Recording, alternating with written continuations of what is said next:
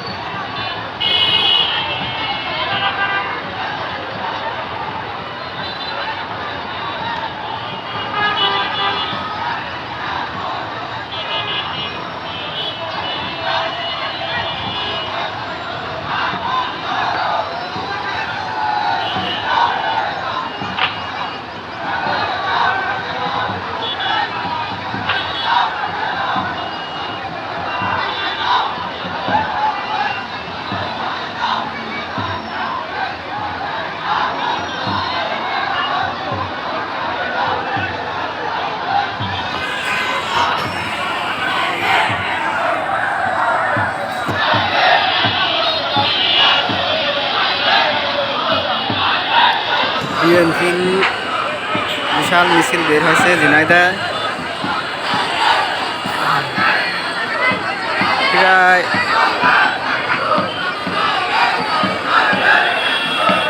10-15 হাজারের উপরে জনসংখ্যা আছে এখানে। আপনারা দেখেন মানুষ, দেখেন কত মানুষ। আরো ওদিক চলে গেছে, ওদিক অনেক দূরে চলে গেছে।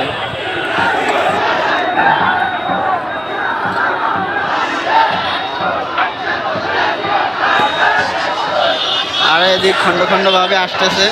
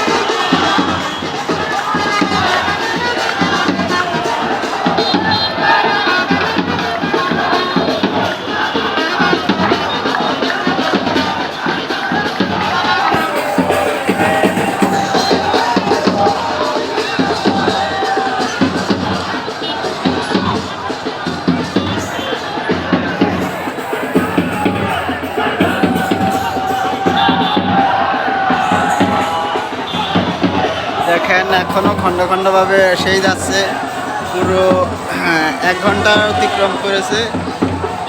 আপনাদের আমি দেখাতে পারছি 6 মিনিট মাত্র হয়েছে। তো আরও অনেক আছে এখানে, খণ্ড খণ্ডভাবে আসতেছে। এদিকে প্রচুর জ্যাম হয়ে আছে, গাড়ি ঘোড়া চলতে পারছে না মিছিলের কারণে।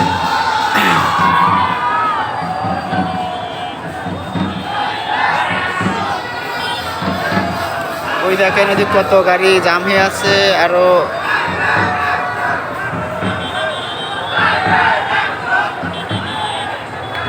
ওই দেখেন কত গাড়ি যানজট হয়ে বসে আছে।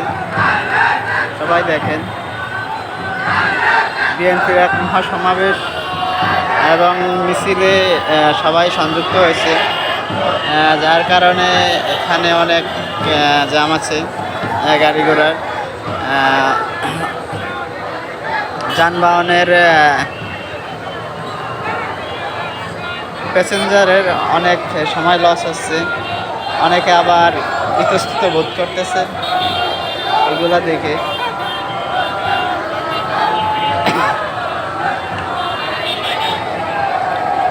বিশাল এক মিছিল,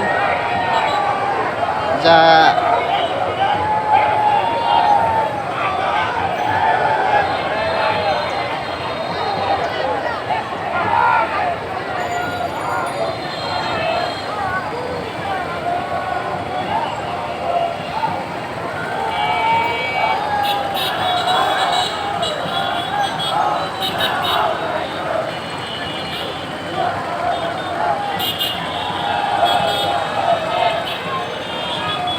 দিক যত দূর যাবে তত দূরই হলো জনগণ আসতেছে।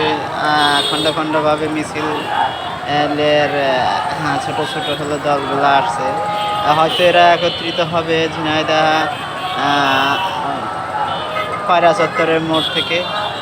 তো আমরা সবাই এখান থেকে দেখতেছি খণ্ড খণ্ড মিছিল যে আরও আসতেছে।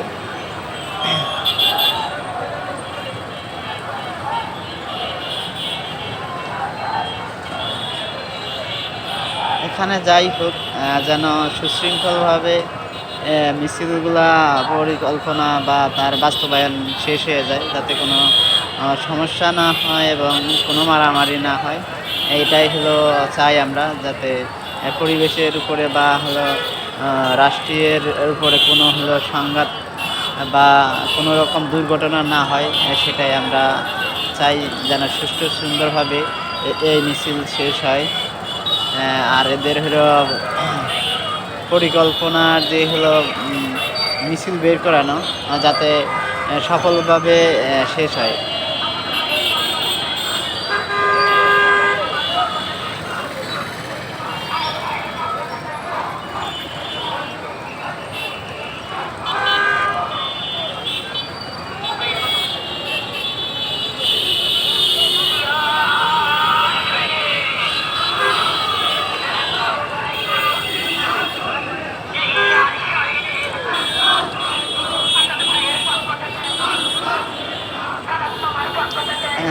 এটা হলো আসাদ ভাই, এখানকার আসাদ ভাইয়ের পক্ষ থেকে মিছিল, যা একটা ছোট খণ্ড।